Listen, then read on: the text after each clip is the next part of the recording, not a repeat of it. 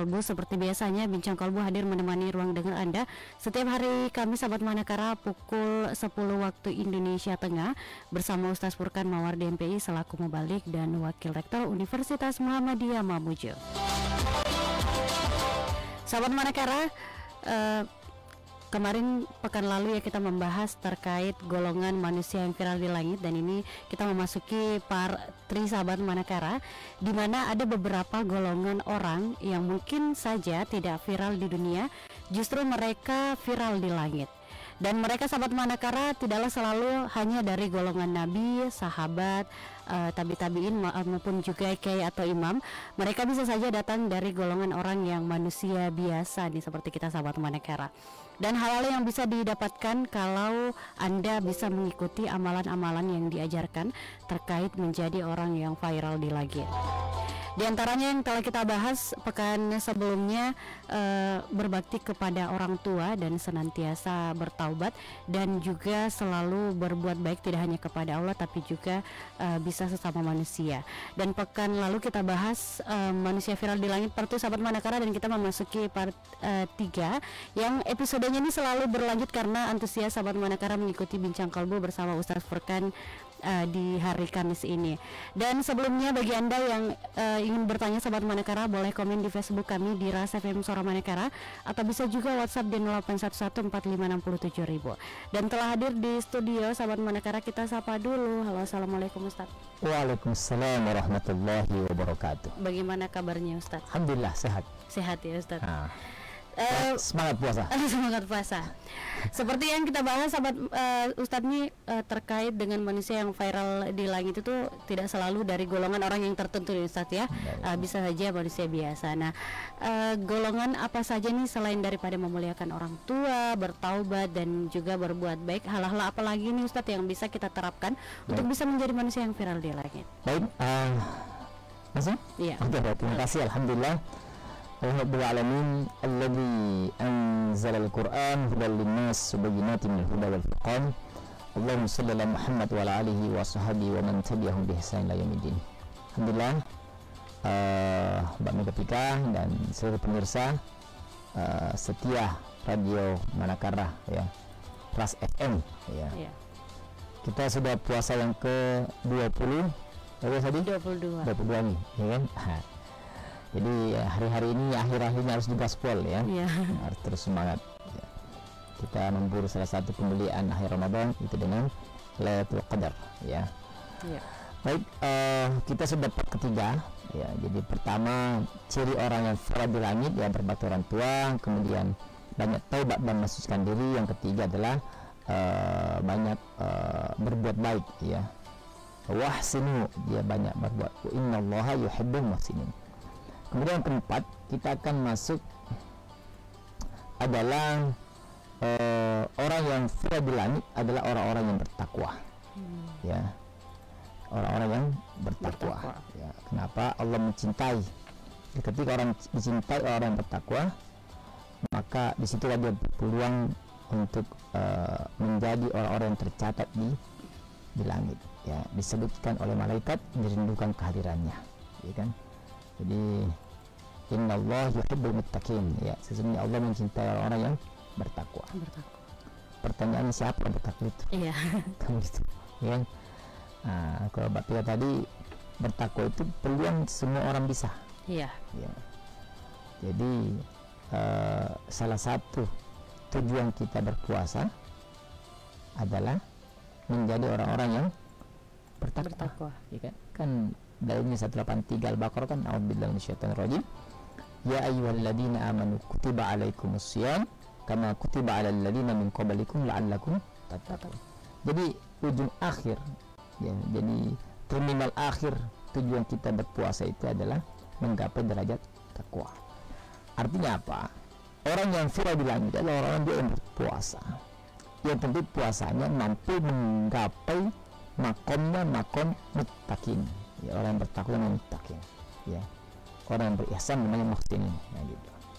Nah, pertanyaannya adalah seperti apa orang bertakwa itu? Tersebarlah di berbagai ayat Allah mencirikan ada cirinya orang-orang bertakwa itu, yang dengan itulah ketakwaannya itulah yang mampu menjadikan dia tercatat dengan baik oleh penghuni langit. Yang mana saja? Di surah Al-Baqarah 133 di situ ada ya.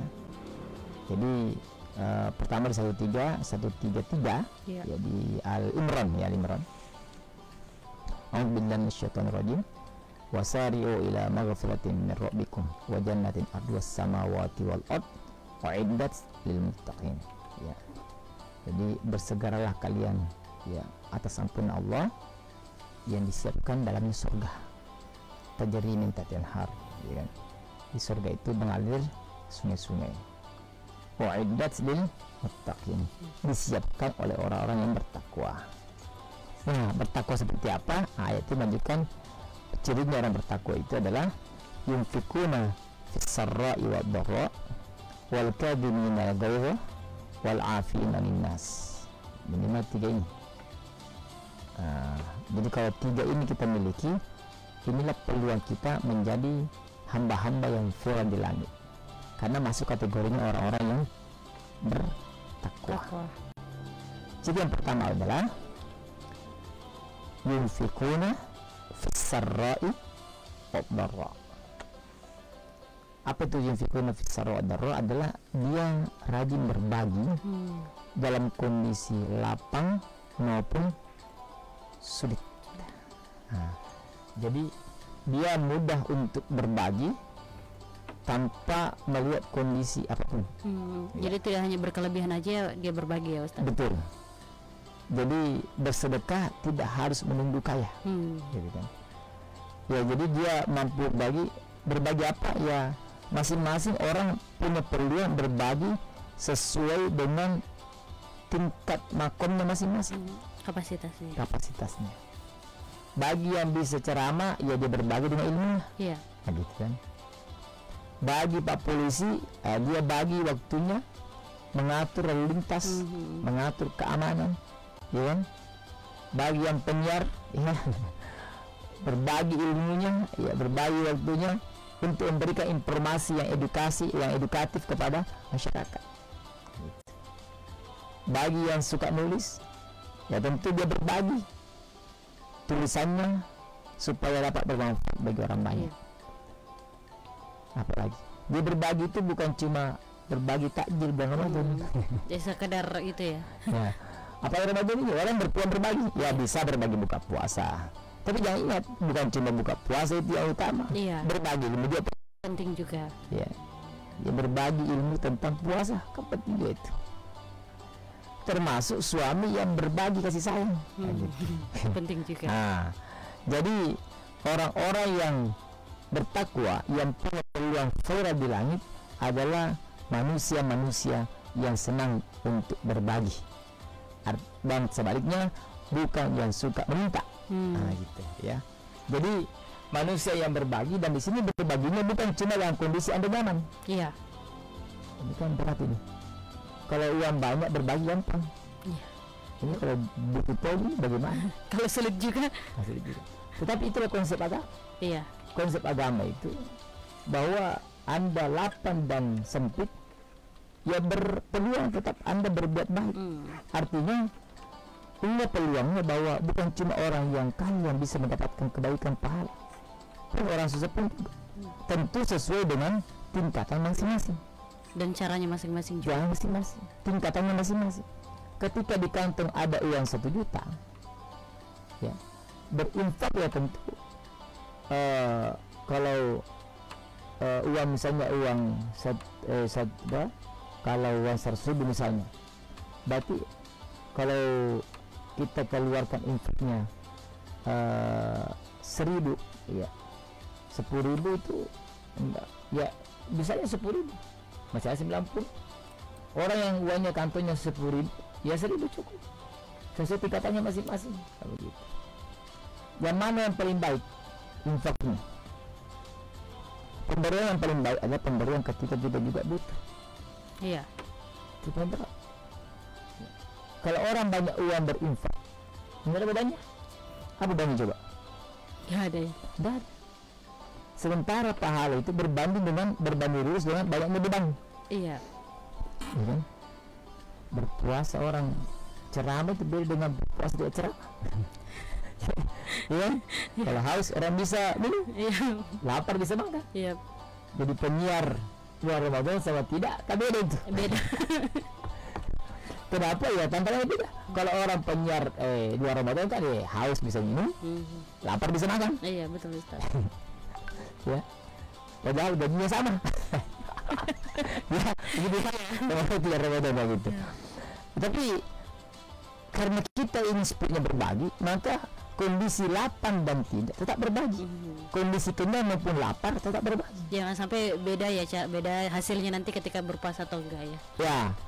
Dan kalau memang hasilnya jelas di sisi Allah tentu lebih berkualitas apresiasinya Allah kepada orang yang mempunyai rintangan yang berat.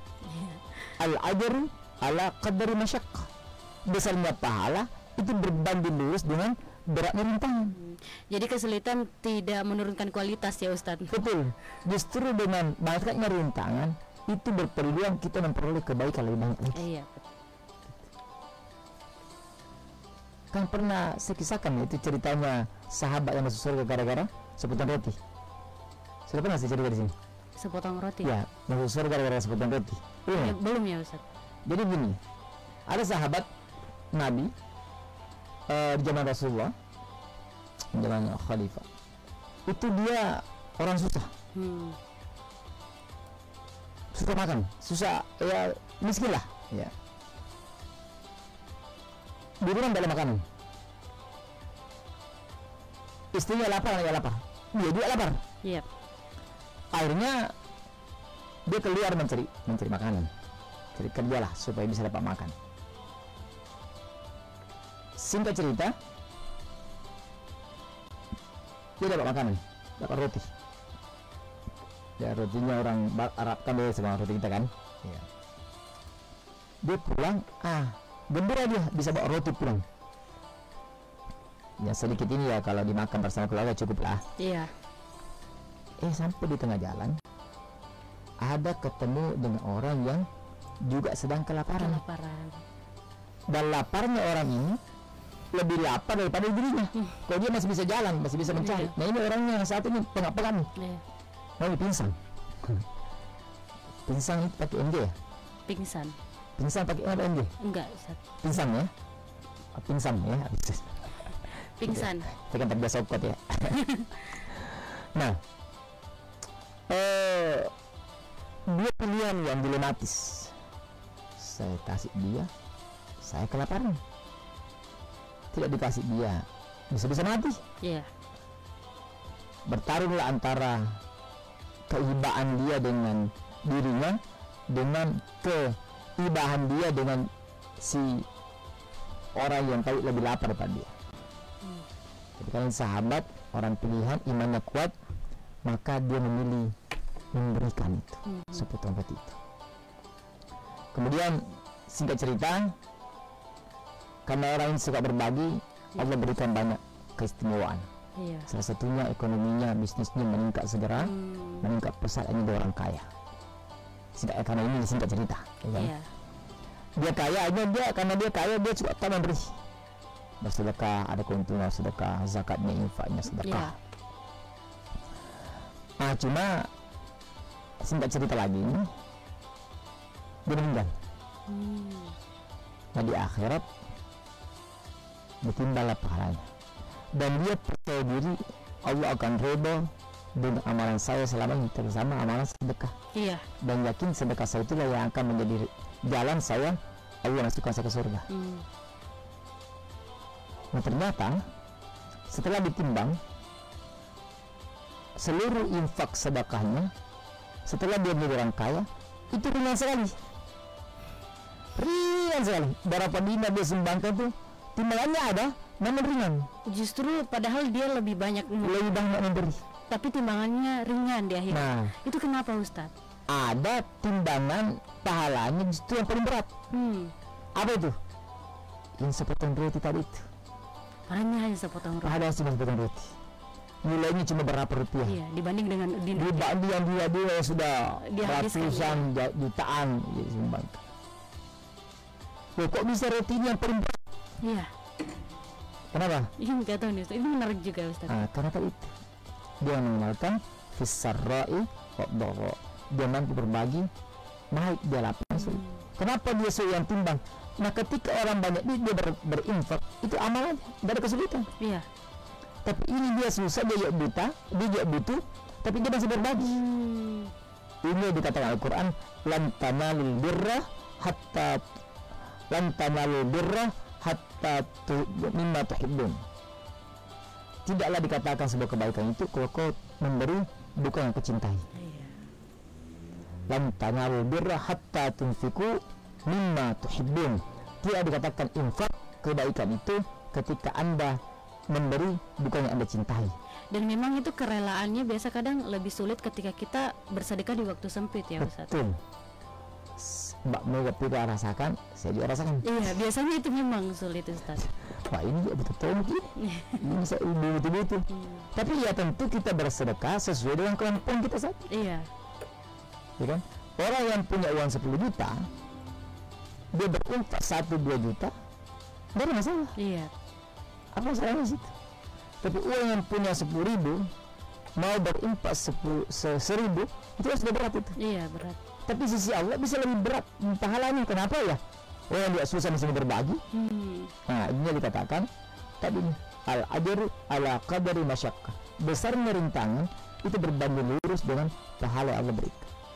Maka ciri manusia yang bertakwa yang Allah catat sebagai manusia yang firah adalah kesenangan orang-orang yang dia senantiasa berbagi.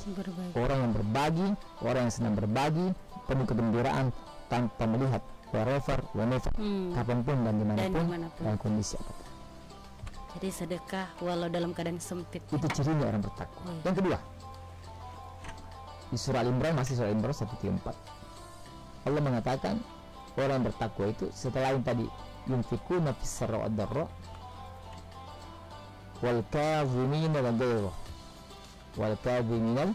al-ghayza, yakni orang yang tidak mudah emosian. Ini sulit ini. Tidak gampang marah.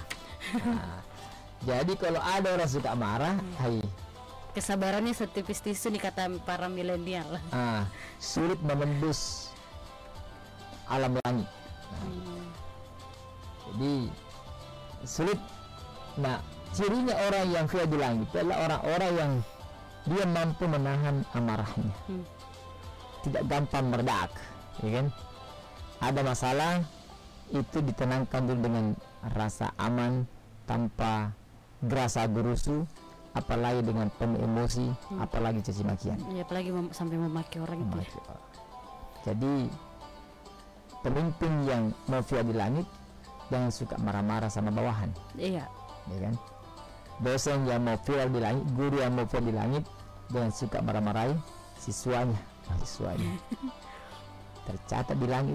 Bahkan sesama pasangan biasanya juga. Istri jangan suka memarahi suami. Karena secara amal itu ya, kalau saya tanya ibu-ibu itu di rumah siapa yang paling sering marah, hampir rata-rata selalu mengaku. Iya. Saya Pak, suka marah. Salah naruh tempat aja biasanya marah. Marah. Hati-hati ya. Istri tolong hati-hati, jangan suka memarahi suami. Ya, menzalimi suami itu bahaya. Marahi suami apalagi. Karena ada 3 golongan doa yang tidak tertolak itu. Ya, ada 3 golongan doa yang tidak tertolak oleh Allah. Pertama, doanya pemimpin yang adil. Iya. Baru makbul doanya itu pemimpin yang adil. Artinya pemimpin zalim tertolak doanya. Kan begitu? Iya. Pemahaman tembaliknya. Iya. Namanya di kaidah mafhum mukhalafah. Yang kedua yang juga tidak tertolak doanya adalah doanya orang yang terzalimi. Ya, kalau ada yang terzalimi Mbak Mega, begitu berdoa lah. Dia berdoa itu perlunya mustajab. Aduh. Ya, kalau ada istri suka zalimi suaminya, tidak makan suaminya dan marah-marahi, makan itu Pak, capek-capek Pak masak, makan dikasih baru 2-3 suap, Bapak hati-hati Ki, pelan-pelan Ki, itu misalnya tak boleh makan. Jadi makan salah, tidak makan juga salah. Pulang cepat, cepatnya pulang, tidak di sana, kenapa, tidak ada apa di kantor dan sebagainya. terlambat pulang juga meraih. Oh, pekerjaan saya di kantor nggak ada urusan keluarga. Jadi hati ibu pemirsa ya, kalau suka marahi suami, zalim sama suami, jangan sampai suami angkat tangan. Apa ibu Ramadan ini ya, mustajab doa. Mengangkat doa diaminkan oleh Allah, diaminkan oleh malaikat. Ya Allah, tambah lagi istri.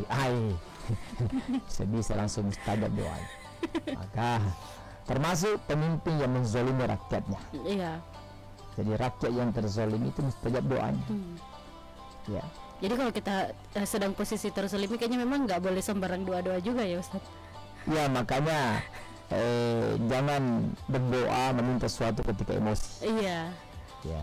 Karena kalau diiyakan juga kedepannya bisa berbahaya. Makanya kan sesuatu itu ada beberapa hukum tidak dikatakan terputus ketika orangnya sedang emosi. Ya, termasuk ketika tengkar, keluar kata-kata mau cerai apa semua. Itu enggak terhitung. Kenapa? Dia mengucapkan ketika dalam kondisi marah, emosi. Enggak bisa masuk ketika dia mengucapkan talak, itu ya harus kondisi aman dan normal. Gitu. Nah, jadi orang yang viral di langit, orang bertakwa yang cirinya tadi disebutkan, kedua adalah orang yang bertakwa. Ya. Takwa tadi ini ya disebutkanlah bahwa cirinya tadi yang pertama adalah orang-orang yang mudah untuk dia berbagi kepada siapapun. Ya. Kemudian mampu mengelola amarahnya. Di marah dia jangan selalu dipendam. Ya, jangan dipendam dia. Artinya mengelola emosi. Mungkin dia marah di sisi ini, ya, tapi karena marah dia bisa kelola, dialihkan emosinya dengan apa? Pergi cuci motor, pergi motor, tersalurkan juga barangnya, ya kan? Pergi cek rumah, ya kan? Atau pergi lari, pergi olahraga, gitu.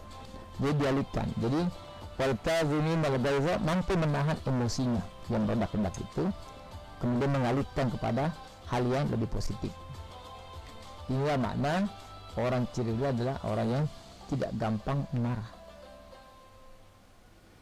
Nah, pemirsa yang berbahagia, marah ini kan memang efeknya luar biasa. Iya. Efek luar biasa. Marahan itu nanti naik ke pertengkaran. Pertengkaran dua-dua, bisa pertengkaran fisik maupun pertengkaran fisik. Jadi orang yang suka marah itu berat. Ada rumah tangga yang bahagia itu. Iya. Berita kemarin di Tribun saya baca, kita ini Indonesia negara yang paling tinggi tingkat perceraiannya, tingkat selingkuhnya. Paling tinggi tingkat selingkuhnya se-Asia, nomor 2. Itu kenapa itu? Ya, salah satunya adalah orang-orang yang senantiasa orang-orang sudah menikah, namun dalam pernikahannya kebanyakan adalah mereka bertengkar. Itu emosi. Ada amarah di situ. Amarah. Nah, ketika sudah dua orang bertengkar, tidak ada yang ngalah, yakinlah akan berakhir dengan penyesalan, dengan penuh kesedihan. Jadi suami istri yang suka marah-marahan sebenarnya sederhana, ya kan? Di ilmu itu, kenapa sih istri saya marah? Di ilmu juga kenapa suami saya. Nah, kalau mengilmui semua seorang istri paham posisinya, suami paham posisinya, sebenarnya tidak perlu ada marah-marahan. Cuma gagal memahami konsep ini, konsep nikah, konsep berkeluarga, sehingga akhirnya apa? Habis menikah, ya, baru beberapa hari tengkar nih, cekcok nih, melayan nih piring, pecah-pecah gelas, gitu kan? Kenapa? Emosi yang meledak yang tidak bisa dimanage dengan baik. Padahal kalau ini bisa dimanage dengan baik, ya, ini mampu memberikan kekuatan yang luar biasa. Seperti itu. Wal qadhiminal ghaiz. Jadi dia mudah memaafkan. Suami gampang memaafkan istri. Istri mudah wal qadhiminal ghaiz adalah mudah menahan amarah, tidak gampang marah. Iya. Tidak emosian. Ya. Jadi bos itu orang paling berpeluang dia marah. Ya, kepada anak buahnya. Istri kalau punya peluang marah, ya silakan, tapi jangan, hati-hati, ya. Jangan suka marah sama suami, karena surganya istri ada di surganya suami. Di suami. Kehidupan istri. Jadi perlu dijaga senantiasa untuk menahan amarah, menahan emosi. Jadi cirinya orang tiada itu adalah orang-orang yang mempunyai tingkat kesabaran yang tinggi, ya, tingkat kesabaran yang marah, dia punya peluang untuk marah sebenarnya, tapi dia berpikir kalau saya marah ini tersakiti hatinya, tersakiti apanya, nanti sulit untuk bangkit. Maka ya dia mampu mengelola emosinya, menahan emosinya. Itu cirinya hamba yang bertakwa, yang berpeluang untuk sholat di langit. Kemudian yang ketiga, ya, cirinya orang yang bertakwa adalah walafina anin nas, adalah banyak memberi maaf kepada sesama manusia. Ternyata ada bahagia banyak orang kena, ya, penyakit dalam, batu ginjal, batu apa dan sebagainya. Ternyata dulu ketika muda, ketika saya beberapa saya cerai, lebih banyak memang, ya, dendamnya. Itu berkaitan, Ustaz. Berkaitan.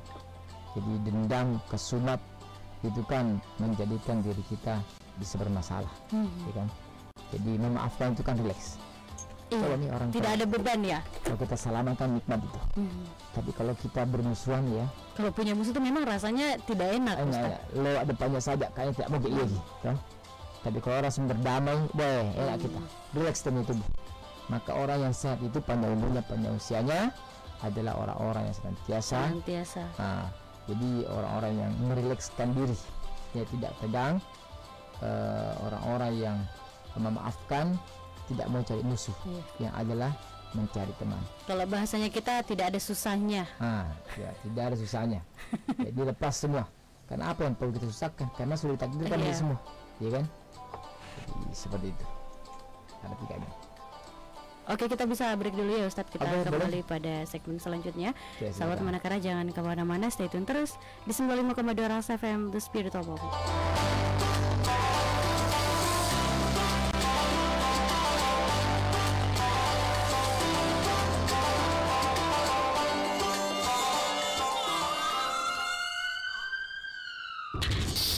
Waspada, penyakit mematikan demam berdarah mengintai keluarga Anda. Yang perlu Anda lakukan dalam mencegah DBD adalah jangan membiarkan adanya tempat untuk nyamuk berkembang biak.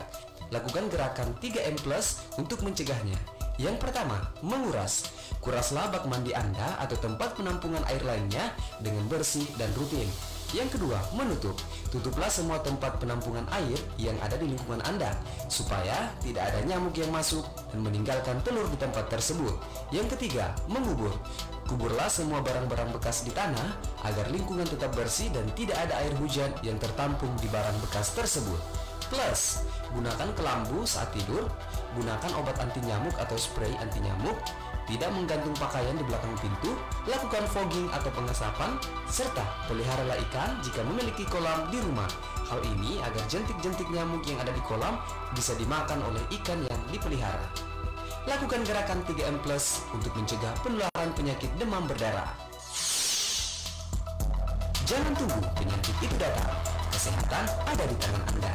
Iklan layanan masyarakat ini dipersembahkan oleh Ras FM, The Spirit of Mamuju.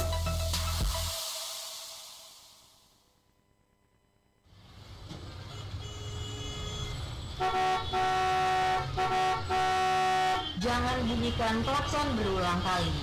Kenapa kah?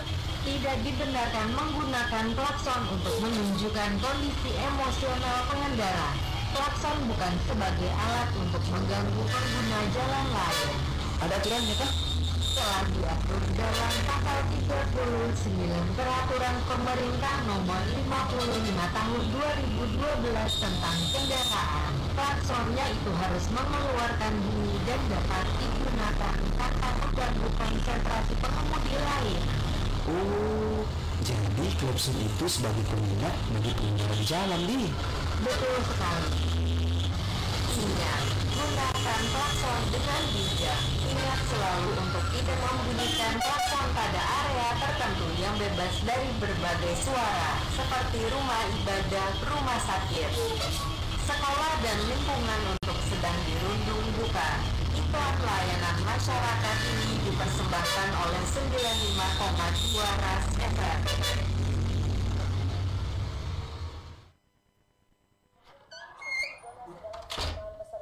Opa, mau ke mana? Mau ke jemput anak tadi sekolah, Bu. Kenapa pengen tidak pakai helm, Ki? Dekat Ji, Bu. Mau dekat, mau jauh, tetap Ki harus pakai helm, Pak. Keselamatan itu utama. Apalagi mau Ki jemput anak tak, harus Ki lengkap alat berkendara tak. Ya baik, Bu deh. Seperti itu maki kayak iklan-iklan di radio yang biasa ku dengar. Kalau iklan seperti ini, Pak. Gunakan helm berstandar Indonesia untuk pengemudi sepeda motor. Ini telah diatur dalam Undang-Undang Nomor 22 Tahun 2009 tentang lalu lintas dan angkutan jalan, yaitu setiap kendaraan bermotor yang dioperasikan di jalan wajib dilengkapi dengan perlengkapan kendaraan bermotor. Perlengkapan tersebut berupa helm berstandar nasional Indonesia. Mari jadi pengendara yang bijak, keselamatan berkendara Anda ada di tangan kita. Iklan layanan masyarakat ini dipersembahkan oleh 95,2 Ras FM The Spirit of Mamuju.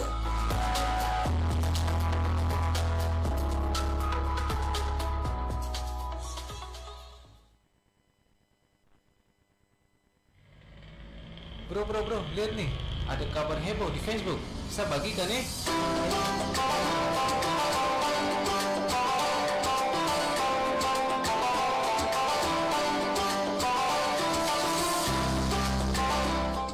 Sebuah 5,2 Ras FM The Spirit of Mamuju. Sahabat Manekara, Anda masih mendengarkan Radio Suara Manekara, masih bersama Ustaz Furkan terkait bincang kolbu golongan manusia yang viral di langit part 3.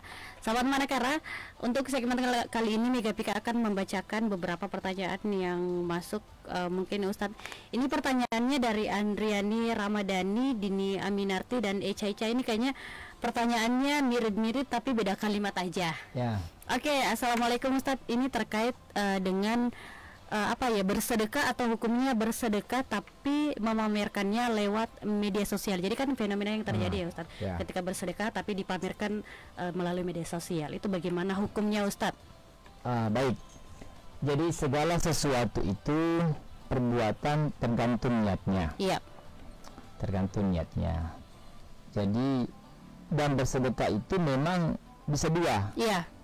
Bisa disirkan atau disembunyikan, bisa juga dijaharkan, atau dipamerkan, disampaikan, diperlihatkan. Kenapa? Semua ada kebaikannya, tergantung niatnya. Kalau tadi ini dia sirkan sedekahnya, disembunyikan, maka dia kecil kemungkinan dia untuk tidak riya. Karena kan biasanya kalau diperhatikan supaya padahal kita nggak tahu niatnya juga. Nggak tahu niatnya. Jadi tapi dia bebas di situ. Iya. Tapi untuk segi motivasi dakwah kurang. Orang nggak tahu.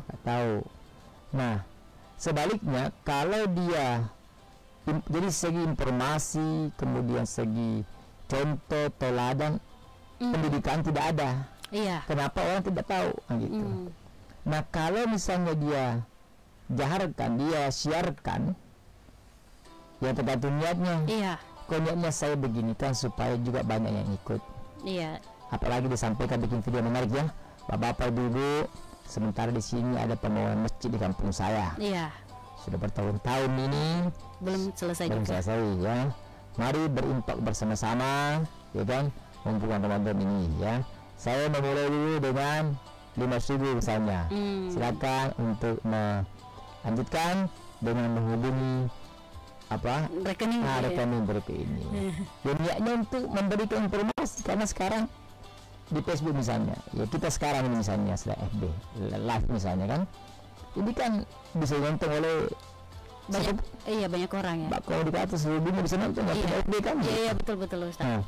Tentu media ini bisa menjadi sarana untuk mensiarkan itu. Tergantung niatnya. Maka kalau niatnya tadi itu untuk dakwah, untuk menyiarkan, memberitahukan, niatnya untuk orang juga mengajak untuk berinfak ya, tentu ini sangat baik, bahkan dianjurkan. Iya, karena bahkan biasa ada orang yang mau bersedekah tapi nggak tahu mau sedekahnya kemana. Betul. Jadi media sosial ini hadir. Media sosial itu bisa menjadi sumber informasi, juga bisa menjadi sumber ilmu. Kecuali mungkin kalau niatnya Ustadz kayak berkonten untuk meraup followers untuk sebanyak-banyaknya, itu kayaknya mungkin lain juga ya. Tidak apa-apa. Selama ini masih supaya dapat followersnya banyak. Niatnya apa dulu banyak followersnya kan, misalnya ini bersedekah itu ngetren kan, biasanya dijadikan tren juga. Makanya dengan cara-cara konten seperti itu bisa meraup followers jauh lebih banyak followers. Niatnya apa banyak followersnya? Untuk kalau misalnya personal Ustadz dapat keuntungan dan dia meniatkan untuk sedekah lagi, itu tidak masalah. Itu lebih baik lagi. Iya kan? Jadi sekarang dengan orang bisa bersedekah itu tidak langsung harus kota infak cari masjid. Iya kan? Cukup di tangan semuanya bisa. Gitu. Jadi bagi saya mensyiarkan bahkan membesarkan kebaikan itu untuk saat ini di media sosial justru harus digaspol. Iya. Kenapa? Karena kalau bukan yang baik-baik viral, nanti yang justru yang buruk-buruk. Nah, gitu. Jadi kita tidak boleh negative thinking akan hal-hal yang seperti itu ya Ustadz ya. Bahkan saya sampaikan bagi yang mau membuat dakwah, bikin ceramah, bikin kebaikan, mau berinfak, viralkan memang mau ke shooting memang kemana semua ke media sosialmu. Iya. Usah nanti riak, itu bukan urusan kita, urusan media mandi dengan Allah. Iya. Nah gitu. Jadi mengenai riak atau tidaknya itu urusan misi pelaku si pengguna dengan Allah ya. Yang jelas ketika itu konten ada kebaikan, kita harus support, kita harus like, subscribe dan share. Itu tergantung niatnya ya. Maka kembali innamal a'malu binniyat wa innamal likulli imrin ma nawa. Iya. Semoga didengarkan ini tadi oleh ketiga penanya. Ini pertanyaan selanjutnya Ustaz dari Putri Mansur. Assalamualaikum warahmatullahi wabarakatuh Ustadz. Waalaikumsalam. Katanya izin bertanya, bagaimana jika ada seseorang yang menerima sedekah, terus dia menggunakan sedekah yang diterima untuk hal-hal yang tidak baik, maka hukum sedekah tersebut apa ini Ustadz? Terima kasih. Baik. Jadi hukumnya bagi yang sudah memberikan selesai ini. Ya, iya. Kita berikan orang selesai ini, kita berikan, maka pahala untuk yang memberi sudah tercatat. Iya. Yang diberi ini dia gunakan apa? Dia tinggal urusannya dengan Allah. Iya. Ya, ketika misalnya uang itu dipakai untuk beli-beli yang justru dilarang oleh Allah, tentu dia berurusan dengan Allah. Yang memberi tadi sudah tidak ada urusan lagi. Ini sudah tercatat, sudah bersedekahkan ya. Nah, itulah pentingnya orang juga selektif dalam memberi. Iya. Jadi begini bapak-bapak berbahagia, itulah negara turut campur di situ. Bagaimana pemberian kita itu berkualitas. Makalah ada lembaga-lembaga resmi, ada Basnas. Kalau di Lasismu itu semua lembaga-lembaga yang sudah mendapatkan izin untuk mengumpulkan harta infak sedekah dan juga mempunyai kewenangan untuk berbagi. Iya. Maka yang minta-minta di jalan, minta-minta ke rumah, minta apa semua, boleh kita tidak memberi. Kenapa?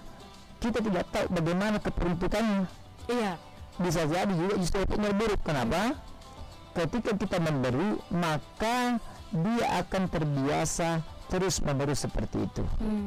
Sementara dalam Islam memberi itu dengan orang miskin itu sebenarnya bukan memberi terus, tapi ada namanya pemberdayaan. Iya.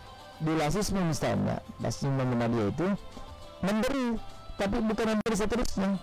Hari ini kita diberi uang, diberi modal, punya pekerjaan, modal pinjaman, dengan harapan dia bangkit dari kemiskinannya dengan misalnya diberikan uang permodalan ya 5 juta. Iya. Ya. Bantuan 2 juta, pinjaman 3 juta. Iya. Nah, silakan berbisnis. mau bikin jahit kah, jualan kue kah, atau apa. Jadi memberikan kainnya, bukan memberikan ikannya. Iya. Jadi anak tadi ini, si perempuan ini, dia mulailah berusaha.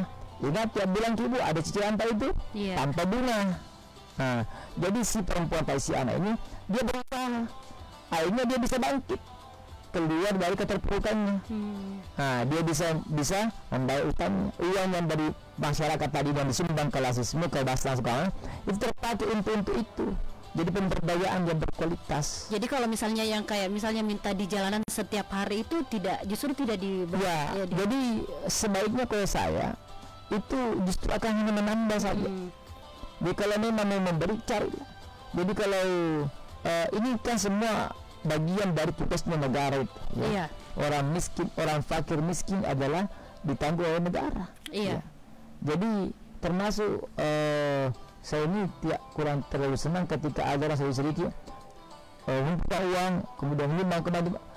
Sumbangan perubahan itu adalah sumbangan yang memberdayakan. Bukan hanya memberikan saat itu kemudian selesai sekali kenyang, enggak. Kita menginginkan dia bagaimana kenyang dan terus kenyang dan menyenangkan orang lain. Tapi ini juga tergantung personnya Ustadz, karena biasanya kayak pemerintah kadang ada beberapa program-program yang diberikan misalnya untuk membangun bisnisnya kembali dengan diberikan bantuan, tapi justru disalahgunakan Ustadz, kayak dipakai untuk hal-hal yang justru untuk dihabiskan dalam waktu itu. Makanya itulah perlu ada namanya pelatihan-pelatihan. Terkadang kesan juga yang diberi begitu saja, tidak ada pelatihan. Jadi orang-orang yang tadinya ibu-ibu ini yang susah misalnya ya meninggalkan suaminya, janda, anaknya masih kecil-kecil, ya. Jangan diberi begitu saja. Ada pelatihan bagaimana melatih mengelola keuangan, bagaimana melatih dia misalnya membuka usaha, ikan-ikan yang tadinya dia cuma di pasar dijual biasa, bagaimana diolah menjadi abon, menjadi apa kan? Itu dia dimodali, diberikan bantuan, dia ada modal. Itulah. Jadi perlunya ada pendampingan dan setiap bulan dicek, 3 bulan sekali dicek bagaimana perkembangannya, bagaimana hasilnya, bagaimana pemasarannya. Inilah yang melahirkan nanti orang-orang yang susah menjadi orang yang baik. Harapannya hari ini dia diberi, besok-besok dia sudah memberi. Itulah konsep pemberdayaan, memberikan sedekah. Cari tempat yang terbaik untuk sedekah. Jadi ini pertanyaan selanjutnya Ustadz sebenarnya relate juga dengan tadi yang dibahas dari Yuni Sriwanda. Tanya, siapakah orang yang paling didahulukan untuk menerima infak atau sedekah Ustadz? Baik, orang yang diberi zakat. Jadi ada zakat, ada infak, ada sedekah. Ya. Kalau orang ditanya siapa yang dahulu diberikan zakat Ustadz, ayatnya jelas. Ya, yunfikuna fis sarra, orang yang jelas ya, khudh min amwalihim shadaqatan zakin biha. Yang pertama diberi itu adalah untuk bersihkan hati, ya. Pertama orang-orang yang miskin, ya, fakir, fuqara wal masakin wal amilin wa bin sabil wal gharimin. Kemudian ada 8 aja. Jadi orang yang ibnu sabil fisabilillah. Jadi ada 8 golongan. Pertama orang fakir. Jadi kalau mau ditanya kalau zakat yang mana dulu kan yang fakir. Fakir itu adalah orang tidak punya apa-apa, tidak punya keluarga, orang yang miskin, sakit-sakitan, tidak punya pekerjaan, hidup. Nah itu ya. Itu orang fakir. Orang miskin ada mungkin pekerjaannya tapi sulit untuk dia memenuhi kebutuhannya. Amil itu orang bekerja 24 jam, memang pekerjaannya itu adalah mengurusi tentang masuk keluarnya keuangan. Dia mencatat berapa mustaqim, berapa mustahik. Itu dia bekerja memang mengurusi zakat. Nah itu mendapatkan zakat. Kedua adalah orang-orang yang mu'allafat qulubuhum, yang baru masuk Islam, yang masih diperkuat hatinya. Mu'allaf, yang baru masuk Islam, ya. Orang sudah bertahun-tahun masuk Islam bukan mu'allaf namanya muslim. Jadi kalau ada orang bertahun-tahun masuk Islam dan mu'allaf. Mu'allaf itu orang baru, ya. Dia sudah lama bukan mu'allaf tapi muslim. Kemudian wal gharimin, Yap. orang yang susah bayar utang. Ya, orang susah bayar utang itu juga diberi zakat. Iya, terlilit. Terlilit utang dan tidak ada peluang untuk membayar. Ya, jadi orang-orang yang al-gharimin, orang-orang yang susah bayar. Kemudian ar-riqab, ar-riqab yang hamba sahaya. Kemudian ibnu sabil, orang yang berjalan yang kehabisan bekal, ya, pulang kampung ke siang. Ya, ibnu sabil ini kadang termasuk yang anak kos. Kenapa nggak pulang lebaran? Lupa, nggak ada ongkos. Dikasihlah zakat dia, ya kan? Itu bisa menerima. Kemudian ibnu sabil fi sabilillah, orang yang berjihad di jalan Allah. Inilah tingkatan orang yang mendapatkan zakat. Kemudian syaratnya harus muslim. Ya. Kalau infak sedekah itu bebas siapa yang mau diberi. Jadi kayak misalnya THR itu bisa ya? Ya, THR itu ya. Atau misalnya parsel-parsel bisa diberikan kepada yang non muslim juga, Ustaz? Ya, boleh. Itu sebagai sedekah. Iya. Tapi kalau zakat ada dua. Ada zakat nafs dan zakat mal. Zakat nafs ini setiap jiwa kita keluarkan. Ya, sampai kalau dia masih lahir sebelum orang takbir Idul Fitri, maka dia tetap keluarkan zakatnya. Kalau dia memang takbir lahir, tetap dia bayar zakatnya. Kemudian zakat mal itu adalah hitung harta apakah sudah sampai nisab, sudah sampai setahun, kemudian nisabnya, haulnya, itu semua dihitung semua. Kalau dapat maka wajib dikeluarkan zakat. Itu tergantung harta ya. Ya. Kalau fitrah sudah ada ketentuan. Setiap jiwa. Iya. Setiap jiwa itu wajib dikeluarkan. Dan memang itu sudah rata ada modulnya tulisnya, Ustadz. Jadi kalau zakat fitrah itu adalah memberikan zakat makanan yang sesuai yang kita makan sehari-hari.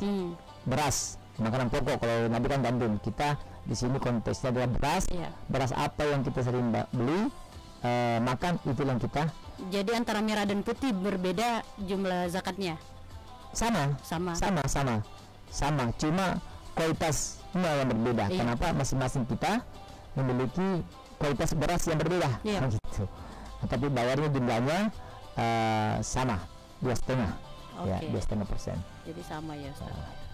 Oke, Ustaz, terasa nih beberapa pertanyaan yang mungkin Megapika tidak bisa baca semua ya.